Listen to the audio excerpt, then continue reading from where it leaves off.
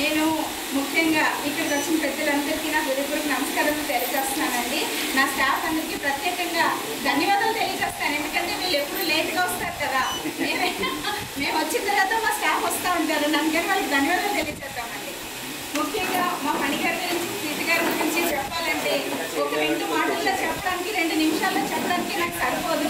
వారిద్దరి అనుబంధం మా హాస్పిటల్తో ఉన్నదానికంటే పర్సనల్గా ఆ దంపతులు ఇద్దరూ మాకు చేసిన సేవ ఎప్పటికీ మేము ఉన్నంతకాలం ఇదే విధమైన సేవలు కంటిన్యూ చేయాలని కోరుకుంటూ 2 మాటలు మీతో పంచుకోవాలనుకుంటున్నానండి. అసలు ఇంకో మణిగారు, సీత గారు అంటే నాకు కూడా పుట్టిన అక్క చెల్లెళ్ళు ఉన్నారంటే వాళ్ళతో ఎంత అనుబంధం ఉంటుందో వీరిద్దరితో అంతకు మించిన అనుబంధం నేను ఫీల్ అవుతున్నాను. నాకు కష్టం వచ్చింది అంటే, నా హాస్పిటల్లో ఏదైనా ప్రాబ్లం వచ్చిందంటే మొత్తంగా మేము హాయిగా నిద్రపోతామండి. మా ఆడిటర్ గారిని ఆయన నిద్రపోని కూడా ఆ ప్రాబ్లం సాల్వ్ అయ్యే వరకు ఆయన నిద్రపోకుండా మా చుట్టూ అసలు వెళ్ళండి. కాబట్టి టెన్షన్స్ తట్టుకోలేక కొంత రిటైర్మెంట్ తీసుకుంటారేమో అని కూడా నాకు అనిపిస్తూ ఉంటుంది. అంత సొంతంగా ఫీల్ అయిన మనుషులు నా హాస్పిటల్ వరకు తక్కువ మంది. ఎందుకంటే ఇక్కడ ఉన్న అందరికీ కొన్ని విషయాలు తెలియవు. నేను ఈ హాస్పిటల్ చిరంజీవి నర్సింగ్ తీసుకునేసరికండి మొత్తం జీరో అండి, బ్లైండ్గా వచ్చాము ఈ హాస్పిటల్కి. కనీసం దానిలో ఎంతమంది పనిచేస్తున్నారు, ఎంతమంది డాక్టర్స్ ఉన్నారు, ఎంతమంది ఆ హాస్పిటల్లో స్టాఫ్ వాళ్ళు కూడా తెలియకుండా ఓన్లీ డాక్టర్ కృష్ణప్రసాద్ గారు ఒక్కరు ఒక సముద్రంలో దూకినట్టు దూకేశారండి. ఒక హాస్పిటల్లో పనిచేస్తున్న, గవర్నమెంట్ హాస్పిటల్లో పనిచేస్తున్న ఈ పరిస్థితి ఎలా ఉంటుంది? అలా దూకినట్టు ఒక్కెత్తు. అప్పటి నుండి మణిగారి సేవలండి అసలు మాకేం అర్థమయ్యేది కాదు. ఆయన వచ్చి మేడం గారు ఇది చేయాలి, ఇది చేయాలి, ఇది చేయాలి అనుకుంటూ మా వెనుకాల ఉండడం. ఇదే పరిస్థితుల్లో చిరంజీవి నరసింహం వదిలేసి మళ్ళీ మేము ఇక్కడికి రావడం అండి. ఇక్కడికి రావడంలో అక్కడ స్టాఫ్ మొత్తం ఆయన తీసుకెళ్ళిపోయారు చిరంజీవిరాజు గారు. పబ్లిక్ స్టేట్మెంట్ అండి, ఎంత దారుణమైన పరిస్థితి అంటే అసలే మాకు అర్థం కాకుండా ఉంది, అకౌంట్స్ ఏమి తెలియటం లేదు, ఏం అర్థం కావట్లేదంటే స్టాఫ్ మొత్తం చంపైపోయానండి. అటువంటి పరిస్థితుల్లో కూడా మొత్తం 6-7 ఆఫీస్ స్టాఫ్ వెళ్ళిపోతే వారు అసలు మమ్మల్ని ఇచ్చిపెట్టి మాత్రం వెళ్ళలేదండి. తప్పండి కొట్టండి, అంత అలా కట్టుబడి ఒక్కెత్తైందండి. వారు మేడం గారు మీరేం కంగారు పడకండి, నేను మీకు వెనకాల ఆ రాముడు వెనకాల లక్ష్మణుడు ఉన్నట్టు డాక్టర్ గారు వెనకాల మేము ఉంటాము. సీత గారు అయితే అండి హాస్పిటల్ వరకు నేను చేయించకపోతుంటే ఇక్కడున్న స్టాఫ్ వల్ల చీటింగ్ అండి.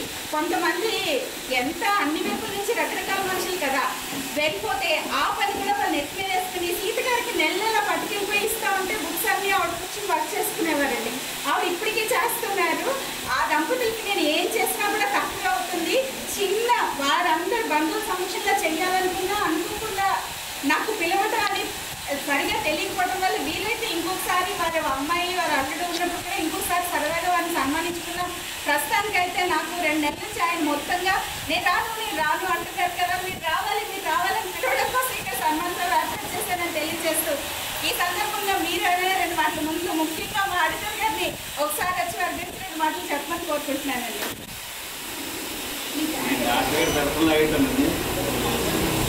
కానీ నిజం చెప్పాలంటే డాక్టర్ గారు ఆవుతో కంటే ఈయనతోటే మాకు అనుభవం. ఈయనే మెయిన్ ఇంటర్ఫేర్. నెక్స్ట్ మేడం గారు, ఆఖరిగా డాక్టర్ గారు. ఏ సమస్య ఇంచుమించుగా నాకు తెలిసి డాక్టర్ గారు దాకా వెళ్ళదు. అన్నీ ఈయనే సాల్వ్ చేస్తారు.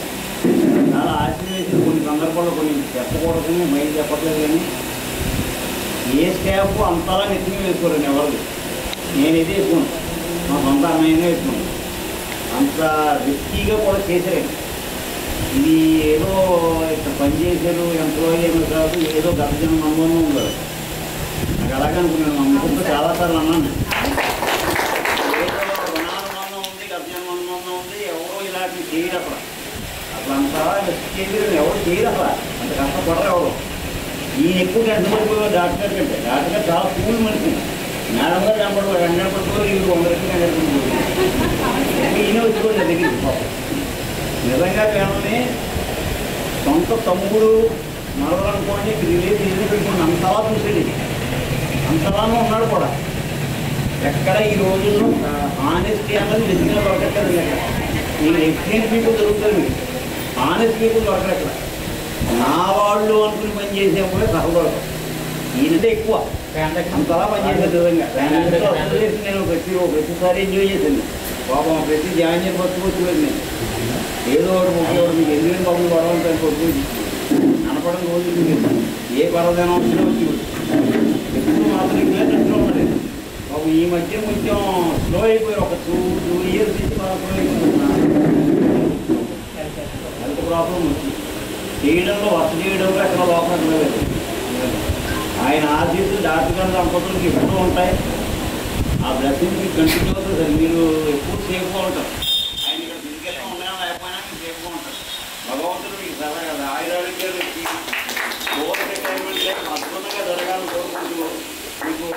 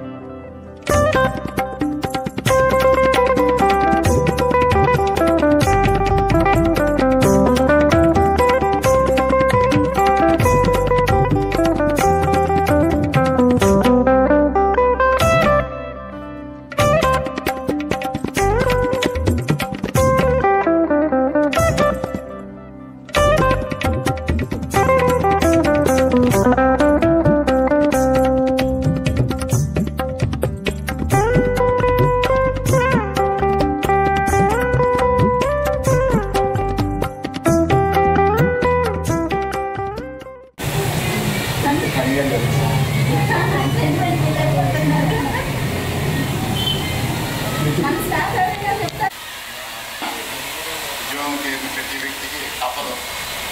36 వసంతాల నుంచి ఈ మెడికల్ డిపార్ట్మెంట్లోనే ఎక్కువగా ఉన్నారు.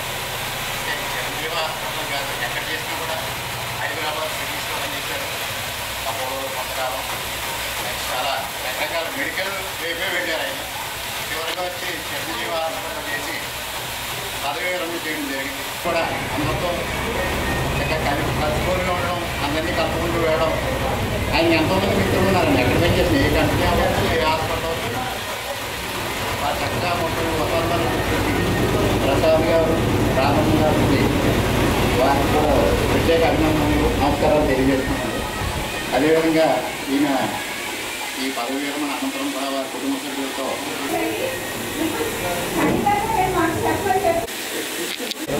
హైదరాబాద్ కేరళ సామాజిక తెలుస్తుంది యోగా సంస్థలో సర్వీస్ చేశారు. అక్కడ గౌరవ రాధాకృష్ణ గారు, రైతురావు గారు, సారమ్మ గారు ఉత్సాహంతో నేను ఇంతవరకు ఉత్సాహంగా పనిచేయగలిగాను. స్టాఫ్ అందరి సహాయ సహకారాలతో ఆనందంగా పనిచేయగలిగాను. మా శ్రీమతి గారు కూడా ఉద్యోగాలు ధన్యవాదాలు తెలుసుకుంటున్నాను. అందరికీ నా పేరు ధన్యవాదాలు.